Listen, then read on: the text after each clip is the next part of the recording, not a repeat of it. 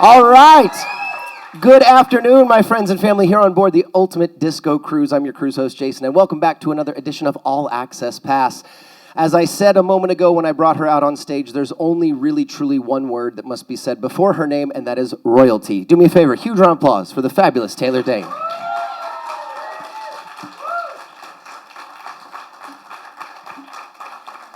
How many of you in the live audience got to see the show last night? Who saw the show last night? Yeah. Amazing. Okay, great.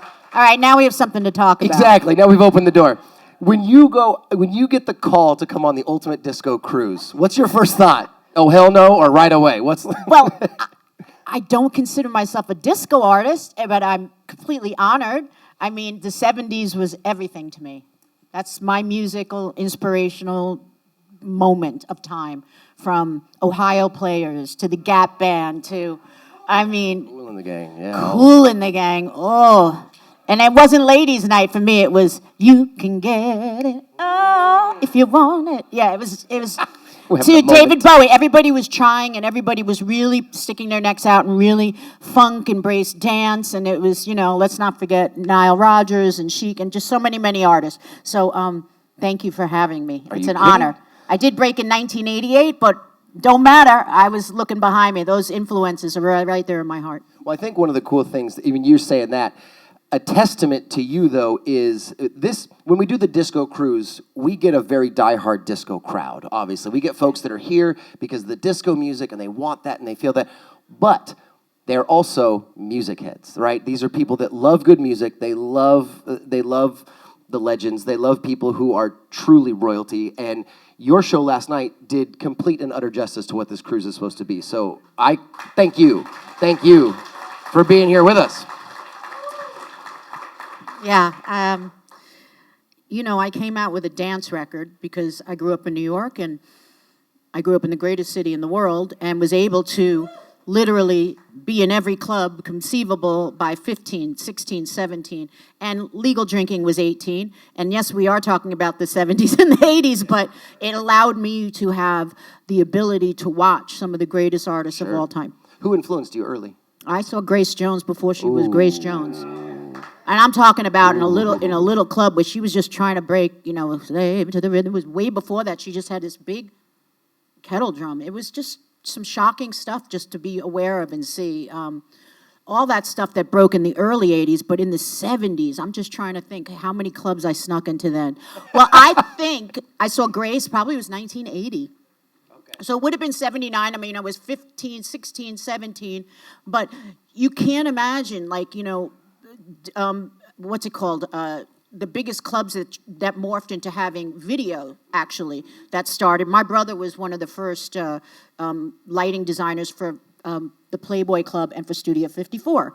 So I was sneaking in these clubs that were, basically, limelight and all that stuff at a very young age, and they really inspired me to come out with a dance record, the first single, so to speak, and that was Tell It to My Heart. I mean, that's a way to start things off. And why not go big right out the gate? Well, the weird thing is they didn't release it in America first. They released it in Europe. Right? Yeah. And it blew up. It was very club, very grassroots, as we know when we first in the clubs, how you'd be listening at your midnight hour on your dance on your station, and maybe they'd play that club hit that you heard in the club, and you'd be like, oh my God, it's going to get on radio. And that's how I did it with Tell It to My Heart. And when Tell It came out, did you have any... I'm sure you had a hope, but did you have any inclination that here we are, this is the 35-year anniversary, right? I mean, and 75 million albums sold, and, one of the greatest dance artists of all time, as per Rolling Stone, and on and on. You've got all these accolades. At the time... No. Yeah. You just hope you can pay your father back the $6,000 that he lent you. No, I put out a couple of 12 inches before that. Like I said, we grew up in New York. My partner was Rick Wake. He went on to, massive stardom as a producer. But my point is that we had a mission, and if I wasn't getting a single here, and I realized, when KTU started breaking in dance stations, I was like, we can get this single out there. And he goes, well, it has to have a crossover appeal. It has to appeal to radio too. Can't just be a club thumper. And I was like, okay. And then that's why you have Evelyn Champagne King. And before her, we had, I can go on and on and on, but it was house music that inspired me. And that was that time. Late 70s, 80s, mid 80s, yeah. And you're still going strong. You've got more music coming out. Well, I have, if any of you stick with DJs and you know people out there now, that one of the top crew right now is Cash, and it's my 35-year anniversary, and so have done an amazing remix reproduction of Tell It to My Heart for this year. So, let's go. Hey. Back to Not number Dua one. Lipa yet, but she'll be on the next one, I'm sure of it. Yeah. So as I was explaining to you briefly backstage, I like to open it up to the audience. I don't like to lose control of the show by letting them ask questions because some of them don't know how to behave themselves. Well, we'll see. As I'm sure you understand. Did I say I was from New York? Yeah. I know you can handle yourself. I'm not so concerned. But I do have them write them down. So I'll give you a couple of these questions from the audience as we move along. Greg, who comes to us from Orlando and Disney. Where are you? What's up? He says, love you, popcorn. You'll get that reference in a moment if you don't. Oh, yeah. Yeah. He said, can you tell us about the experience of doing The Masked Singer? And RuPaul's Drag Race, actually. Oh, Husband yeah. and I guessed your identity on the first performance of each show. What did he say that? He said, we guessed we knew who you were after your first performance. Really? Yeah. Popcorn you knew, or the Drag Race? Popcorn and Drag Race. Okay, Popcorn would have been too difficult. There's no way. But how many people can really pull off a Pink song? Let's be honest. Yeah. Well, it was a lot more than number Jessie one, J. everything on The Masked Singer, there's two ways you can go about it. No matter what, all vocals are taped, but you're always performing live, and those are the vocals they will stick with for your performance. So what you see behind all that stuff, there is no microphone taped inside unless you, I don't know, maybe one football player had the. Yeah. No, you're on a live mic. It was a lot, and it makes sense. At the end of my season, it was me. Nick ended up, right? Nick was one of the... Nick won. Did he win that? No, Nick didn't win. No. Leanne Rimes Rhymes won. So it was myself, right. Leanne Rimes, Aloe Black, and Nick Carter. And those are the singers. And that makes a lot of... Although I did beat out, Clint Black and shit, you know. No, some very talented people. My point is, it's hard as hell. You're hot. Didn't you hear Busta Rhymes said... Oh, yeah. Get me out. Yeah, this is too hot. I want to lose because I want the mask off now. It's hard. It was hard. But it was one of the best productions ever. It really was. Think about it. I happened to be involved in it on the season when I guess COVID was really fully in bloom. And they finally made a decision to let some of the hit shows go back and start taping seasons. And Masked Singer was certainly that. It was such a close set to begin with. Everything was so anonymous. I had no idea who anybody else in my group was. And they separated us into 3 different groups, A, B, and C. So if you knew it was me, I didn't even know it was me because I just kept going popcorn, and I went into this whole little thing with it, and I loved her. The voice changes that you were tough to predict. You were tough to, and I give credit to Greg. But I did hit on Nick. You did. No. You did so great, though, changing vocals for the different performances and who, you weren't emulating the singers, but you were definitely getting in their groove a little bit. You could feel that. Yeah, you're right. And that was beautiful. That was absolutely fantastic. Did you like the Harry Styles Fallen? Yeah. I love that. They don't know Harry Styles, but I do, and I thought it was great. Yes, you do. Oh, you do? No one reacted, so I didn't know. It's a live audience. Key emphasis on live, my friends. Don't be afraid How to do you respond. not know Harry Styles? He won Record of the Year. Hello. And how about RuPaul's Drag Race? Tell us a little bit about that one. Well, another amazing thing. RuPaul and I now are friends the last 30 years at least. Oh, wow. He's a wonderful human being and a big supporter of mine. And talk about a musicologist. He understands, knows music like nobody's business. So when he says, Taylor, and I'm going to get a text, or he goes, I want you, and I'm just like, yes. Like, you think I want to be going against a bunch of drag queens, like trying to be, listen, first of all, if I'm not gay, which I'm not, clearly as a man, and know that I'm not going to do a split in the middle. It was for dancers. And then the other kids on there were like from Glee. I'm like, I have no shot in hell. So just like flip your hair a lot and just keep going. At least you had the Masked Singer. Well, there I could use my voice. That's what I'm saying. At least you completely had lip that. syncing. I was like, I'm dead. But it was fun. And I love him. I love her, all of them. That was very cool. They're amazing. I love that you got the chance to do that. I think it was very cool to watch, too. I think for a lot of us to, especially It's a lot of hair and makeup, and that took hours upon hours. I will say that. It was really, it's a lot. What is the normal chair time for that? 3 to 4 hours. Ooh, Every wig, if you noticed, every wig is different. Listen, kudos to these drag queens because there's a lot going on, and they all, did a lot more enhancement stuff than I needed to do, but it's a lot. Yeah. And the shoes, and I never was comfortable in the footwear, and I'm like, obviously, this isn't my show, so it was just very, it's daunting, but, you still got to do your routine. Nobody More wants to comfy hear in it. flip-flops. That's why I did. Rita. I didn't wear flip-flops last night, let's be No, sure. no. The outfit last night was on, Those are not, that's the exotic store yeah. version. That's the exotic whole- dancer version, yeah. When I walked backstage and you walked out to get it, and we introduced you, and Joe and I walked backstage, I hadn't seen Taylor yet, and I walked around and I just went, good. Oh, wow, okay. This is going to be a show. Let's go. Let's go. You want lights? You want disco? Here she go. Let's do it. Rita, who comes all the way from New Jersey, how were you discovered? I made a record called Tell It to My Heart. I got picked up by a label called Arista. They didn't put my picture on the first. It came out as a 12-inch. You're talking, and it was released in Europe. And Europe went on fire. It went #1 in the UK, went #1 in Sweden, Germany. And they were like, oh my God, we don't have a record. We're selling singles. And then let's take pictures of her. Tell It to My Heart.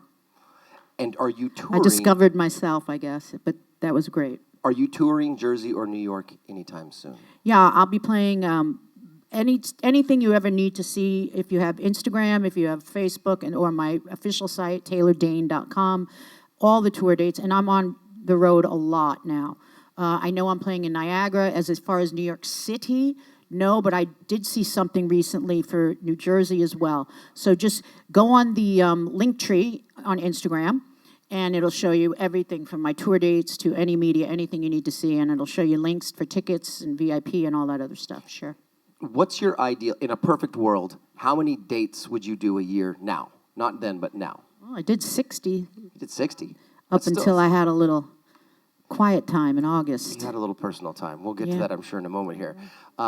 Is 60 an ideal number for you? Is that where you like No, to be? it really depends. I mean, every show's, it just depends. I'm out with Sheena Easton right now, for anybody that's interested. Yeah, we're on tour. She's a pistol. I love her. And we got a lot of hits, and we play it, and people love it, and, it's a great show to come. And then after I leave her, I'll go out and do more, it's just my world, and I continue on it, as a touring artist. I love it. I love touring. With the way COVID kind of came across and how it affected everybody, how did it affect you in terms of not being able to be on stage and not having fans in that? What was your mental during the beginning there?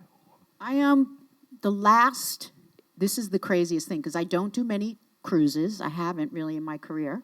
I did it was called the 80s cruise. It was the last ship. Yeah. Oh my God, do you remember? Okay, so we didn't even get back till March 12th, 13th. They were like, you're going to live on a boat for 3 months. I'm like, ah! They had no guarantees. They like, but we'll pay you. And I go, well, shit, do we stay on the boat? Do you remember that? Like every day, nobody was really sure. So I didn't get back to LA. I did. I got out of the boat on the 12th, but it was the 13th, 14th, 15th. It was really the last of anything. But nobody could see that happening. Nobody could see that 1 month would turn into 2 months. As a recording artist, as a touring artist, it was really something. But I kind of went inside and I said, okay, what can we do now? What can I do? It was really hard for me to just go and stop being with you all, to stop doing. And that's motion of the body. I started to embrace at least being home, being still. I didn't really embrace my kids being home. I mean, let's talk about that part of it. Thought I was empty nesting. But I will say I ended up making a full record with 9-time Grammy recipient Greg Field, producer. Check him out. We will be releasing that at some point soon as I figure out home-wise where we're doing. I did about 6 songs with him, very unusual record, and very proud of it. And as I said, working now with Cash Cash, finishing up that for the 35 year. And I kind of hunkered into TV. So that's when I did Masked Singer for 6 months. That's when you saw me on, Drag Race and things like Celebrity Drag Race. So I took it into the next direction when things were quiet in one place. Yeah. Do you find yourself to be, and I don't mean to ask a personal question, I'm sorry. Sure. Do you find yourself to be naturally introverted or extroverted when the lights are off?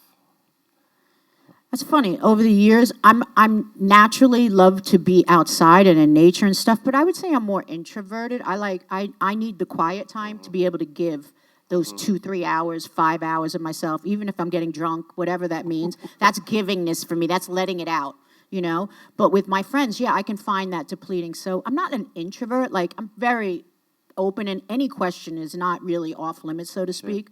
But I need quiet time. I do. I really embrace that. Well, clinically speaking, they say that introversion and extroversion is often confused because it's not your ability with people, it's how you gain and expel energy. That's right. So what you're saying makes total sense. You can be an introvert and still be great with humans, but you're just giving energy. You're not getting any back necessarily. But you need to learn that art. You need a moment. You do. I had to learn that through a therapist at one point. Yeah.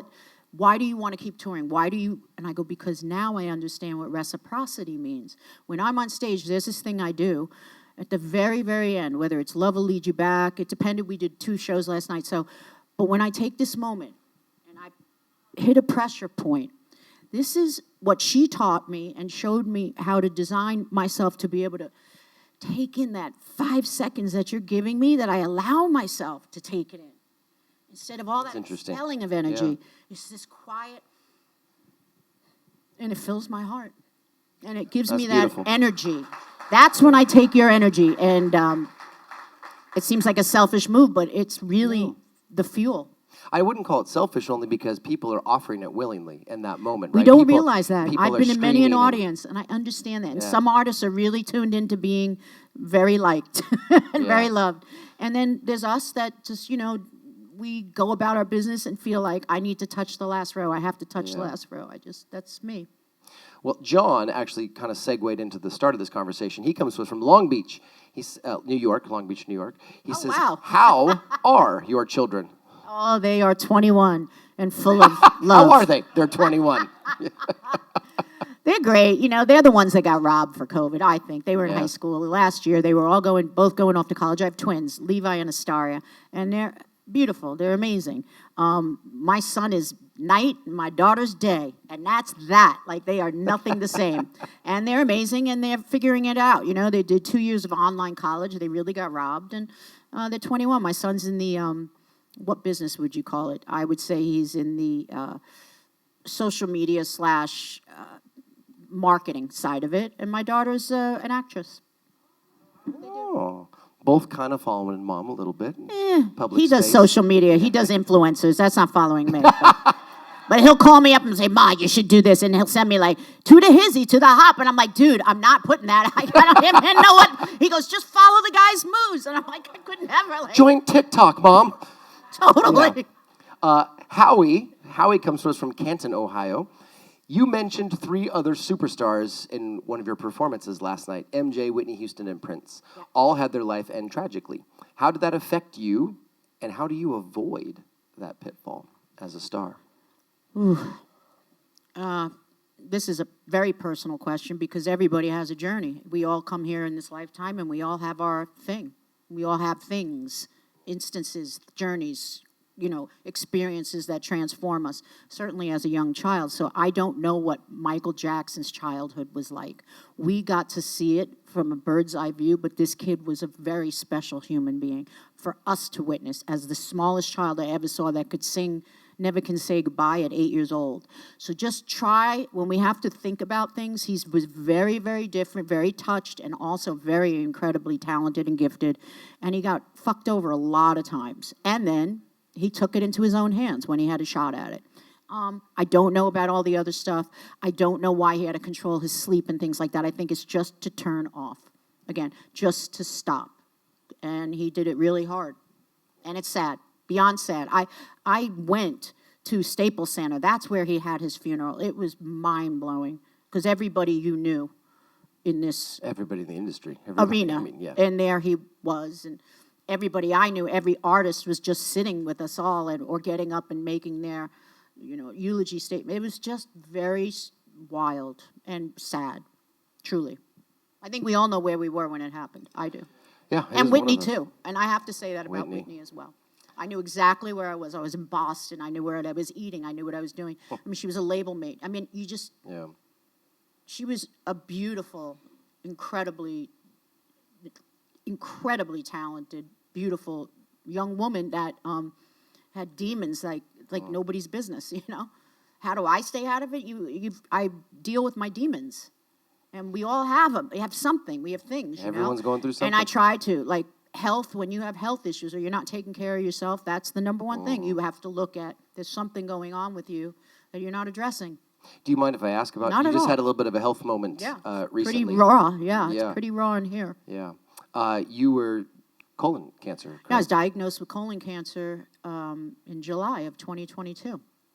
And it was quick. Well, first and foremost, you're here, and you look am. great, and you sound great, so that's step one.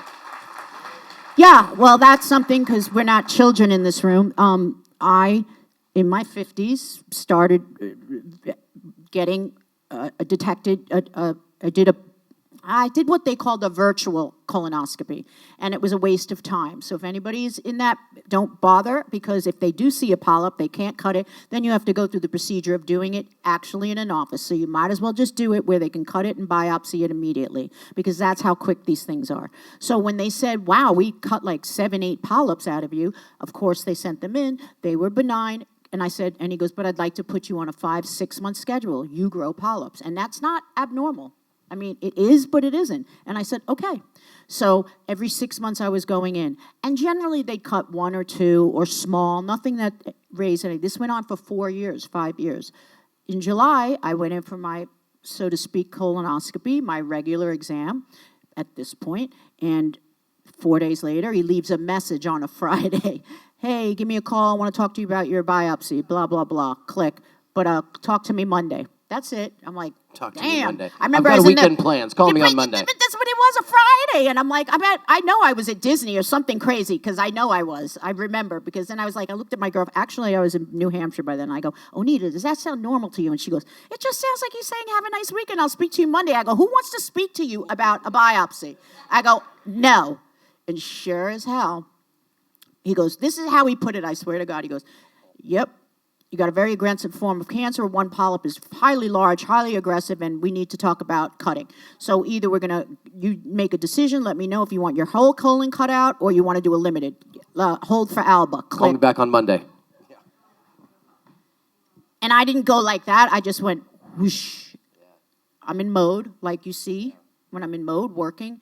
And I said, okay, now what do I do? Second opinions? What do we do? He wants to cut my whole colon out. This guy went from conservative to crazy. That's how it felt. So you really have to become your own warrior, very diligent. If you have beautiful people around you, the medical industry in and of itself is very tough once you get to that spot, because they're really just preying on a weaker, the inability to make decisions. You must make decisions. You must make them rapidly and take care of yourself and have a team with you. And I did not tell my children. I did not think they'd be helpful, meaning they wouldn't have processed any of this well. I had to make a decision within 10 days. They wouldn't have made that decision well. And I think I made the right decisions. I really do, because I did a limited cut. That was August. I did get an infection. You're always going to be prone for something like that. While in the hospital, I ended up staying in 4 more weeks, which is unbelievable, and took a PICC line and said, I'm getting out of here. That was my choice. Said, just put me on a PICC line, because this isn't improving this way. Yeah. So those are my choices, and then I went and did millions of other different modalities as well to get well.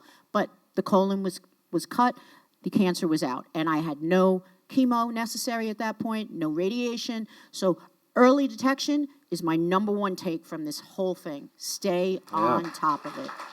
That's the best you can do, and it's not an expensive thing to do. It takes a day of your life, but whoa. And even I got some heartache afterwards, obviously, with the infection, but it could have been so quick and minor. And my friends, Kirstie Alley, not so good. Yeah. Not detected and gone within 3 months. It's very, very aggressive. Things we don't talk about. I thought women don't even get colon cancer. Is that ignorant? It's not something, I thought it was more male-dominated. I just didn't think like that. Yeah. And I know so many women tell me, I didn't even think like that. Which sounds normal. I mean, Well, we know about mammograms now. We're trying. But, it's all these things. It's true. Well, and to end that on a slightly high note, I asked you backstage how you were feeling. You said you're feeling Great. I feel great. Oh, that's awesome. That's wonderful. That's really wonderful. I feel great. I worked hard for it, but Yeah. I feel great. But if you asked me August, September, October, Sure. only up until November when it really things started shifting. But like I'd be sitting here, I was 20 pounds thinner, 20 pounds thinner.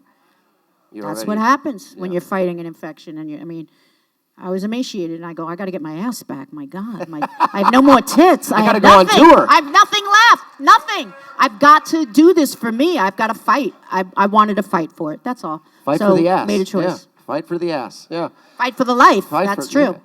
Yeah. When did you feel the energy come back? Like enough to do? You did 2 shows last night, 2 killer high energy shows. When did that? It energy really started. I hunkered down. I never heard from the surgeon again once I left the hospital. It's very unusual, but I say this in this room. I became very close with my infectious disease guy because once you have an infection like that, and I had a hematoma then around the spleen and my lungs where the incision around the colon. He must have nicked a blood vessel, something like that.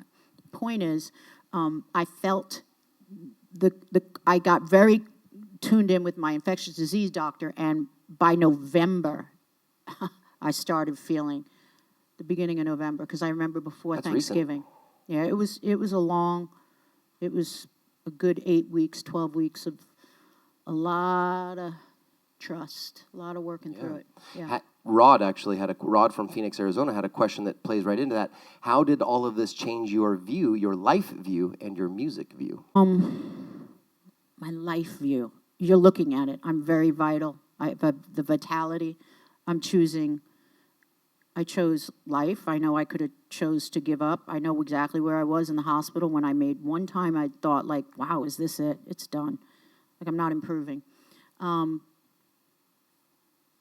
I chose that side, and it's beautiful. I've taken myself away 3 times now since my recovery feelings. Since December, I've gone to Santa Fe, which used to be a magical place for me. I took myself there.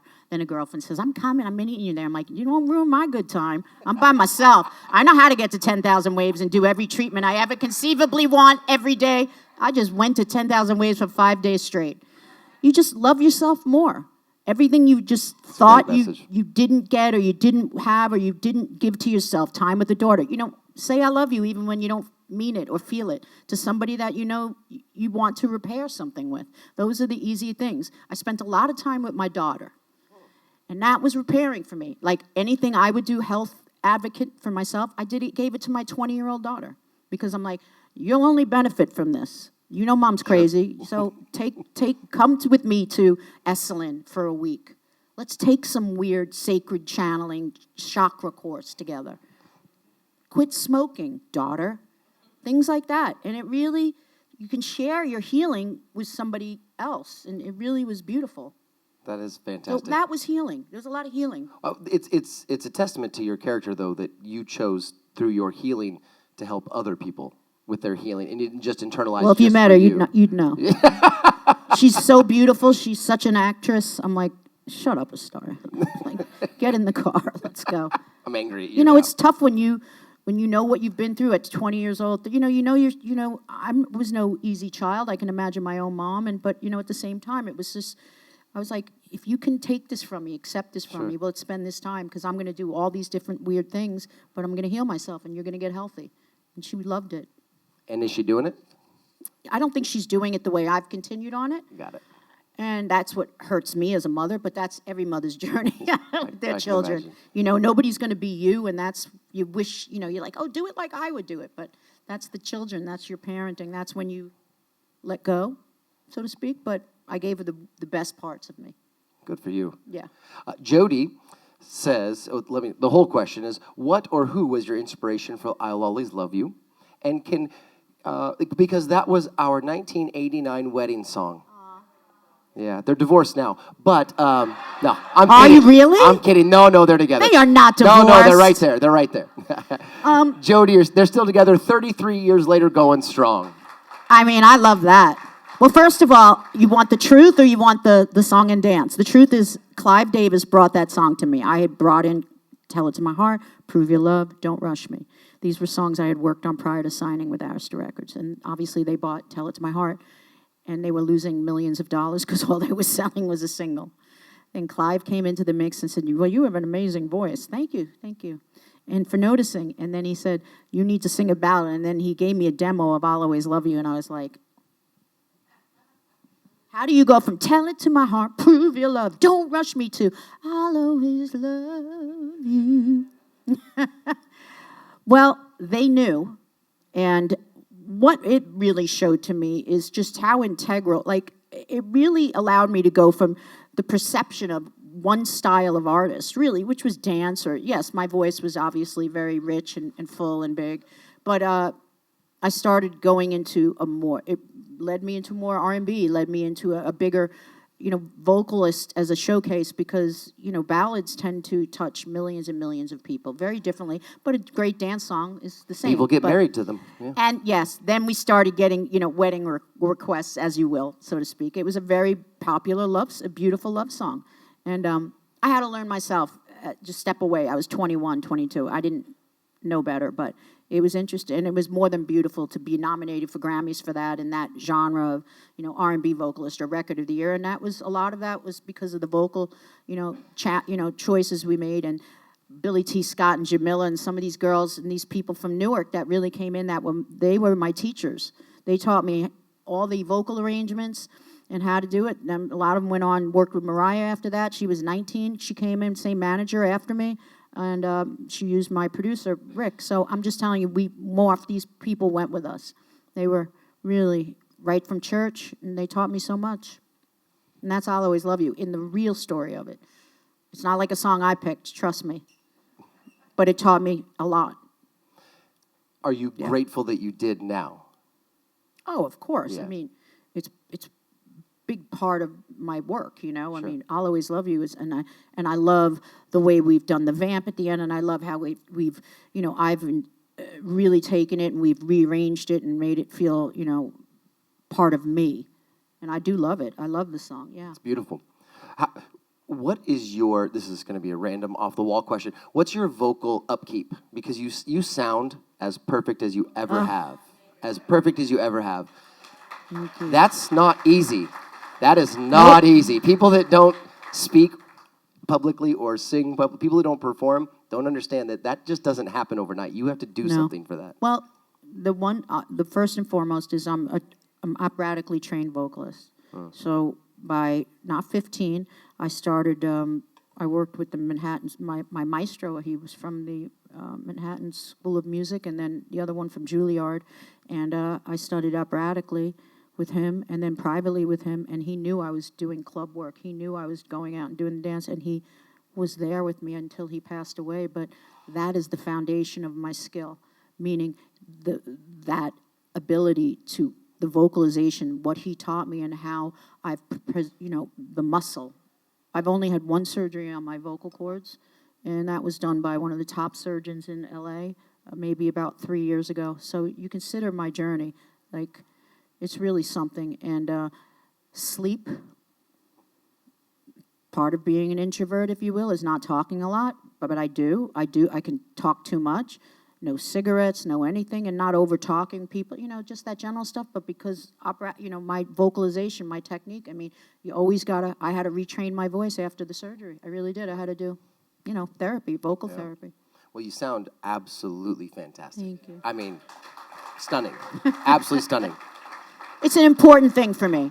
If I was a baseball player, it's the same thing. It's a muscle, so I train it like that. And maybe not like I did when I was 20, 30, but because I'm on stage easily 4 days a week and performing, it allows me to keep that muscle. Read the book, read Outliers. I mean, this was me at 5 years old. I did 10,000 hours probably before I was in 8th grade already.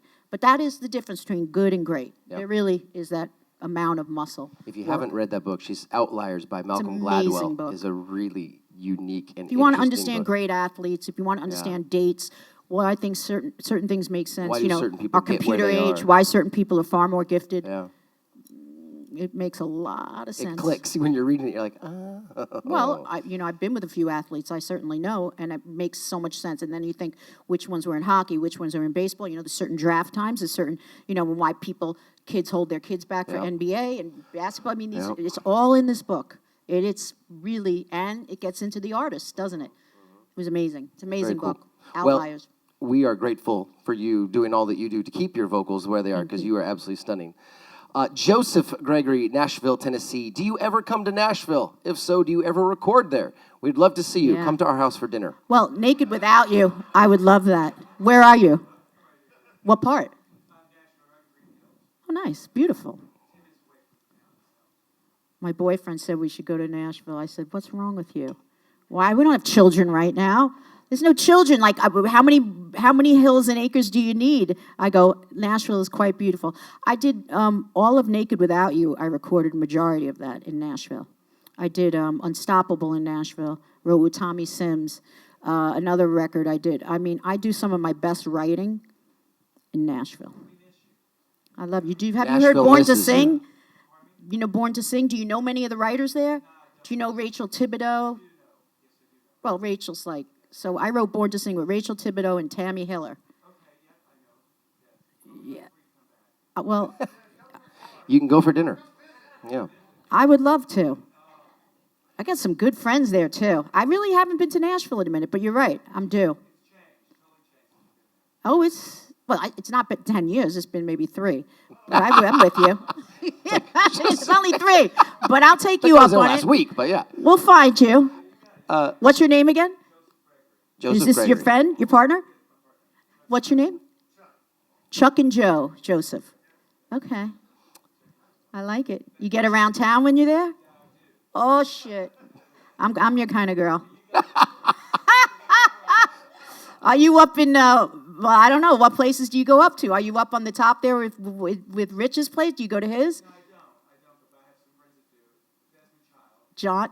Oh, yeah, Desmond, of course. And who else? Kyle Johnson just passed away. Yes. Okay, so you're in that world. Newcomers as well coming in. Oh, that's the best. Well, Rick Wake's spending a lot of time out there. Did you know that? He's doing a lot of stuff with, what band is he with? Yeah. You know all of them. Very, very country. Well, can you get me a duet with Chris Stapleton? Maybe before the Super Bowl. I don't even care if we record it. I just want to get drunk in a bar with him and his wife and sing. Who wouldn't? Who wouldn't? Yeah, it's... Hands down. Did you see his performance on the Grammys the other? Just every time, it just chills my bone. Yeah. It's like Al Green mixed. It's like Greg Allman and the best of the best. It really is. Yeah. Oh, but it's deep. Okay. This is a random I'm going to give this one to you, because I don't want to read it out loud. Pam. Pam. Where are you, Pam? Where's Says Pam? from New York. Pam. There she. All right, Pam. Do you know what a shiitake is? A what? Shiitake. What it is it Indian? now, Pam? Tell I know us what a shiitake mushroom is. Can I set you up with my cousin? Okay, what are you, a matchmaker? No, that's what it means. Is it Jewish? Is it Hebrew? Yes. You're hysterical, Pam. Oh, He's Woody, Jewish really? and he would like to go out with you. Johnny, so- what's your thoughts on that? Yeah. Yeah. He's got a shit talk for him. Yeah, He's got a yeah. shiitake mushroom. Thank you, Pam. It's a great. I couldn't tell you what a shiitake is if I tried. But thank you, Mother. You tell your cousin lots of love. Before we let you go, you're on for the rest of the week, correct? Are you? I don't know that. You're hanging We left. out. We were in Key West today, weren't we, Yeah. Leslie? Why? You guys want another performance? No. Well, where's Billy? Did Billy come? Billy's no. We're the Whispers. You are guys gonna want be the Dane? You got to talk to him, and then you talk to the people here and Talk to the Dane. I like talk that. to the Dane. If you want the Dane, I like it. I was going to say, you got to go swimming today. You got to go out in the ocean and Well, refresh we a know little bit. Key West very well. Not Nashville, but Key West. Yeah, I knew where to go. It was lovely. And I was kind of saying this backstage. It's nice.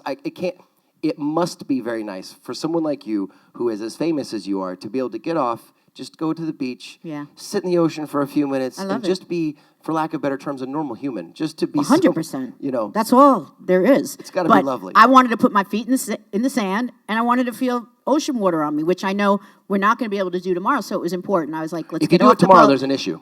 'Cause What? If you do it tomorrow, there's a problem because we're sailing. So it's Shit. yeah. Please don't touch the water tomorrow. No, that's all. Yeah. Yes, ma'am. Oh, Don't be crazy, because he's coming. Yeah, don't for be you. crazy. You came in late. You had to write questions down. Go ahead. We'll All give right, you this but one. Free Willy, You- go ahead. You look nice enough. We'll give you this one. You look lovely. Fire away. Now he's crying. For those of you on TV, for those of you watching on TV, the wonderful comment was thanking Taylor for being so fantastic and on American Bandstand singing the song And Shelter. it is one of my favorite songs to perform live, and what as you can Shelter see. meant to her. It's that great a song. And written by the great Diane Warren, Yeah. who, as Desmond and all of us that we all know, who Diane would just call me up relentlessly. You need to do this song, you need to do this song. And I ended up naming the album Can't Fight Fate. It was my second album, as you know. And then we released Shelter. And it's just incredible song. It's beautiful. Yeah, Diane. Absolutely beautiful. Yeah, amazing. I know you got things to do. They've got a show to go to. So on behalf of them and me, thank you so much for being up here and being a part of this. You're Thanks, guys. absolutely What a treat. world-class. I so appreciate it. Give it up for Taylor Thank Dayne, you, my guys. friends.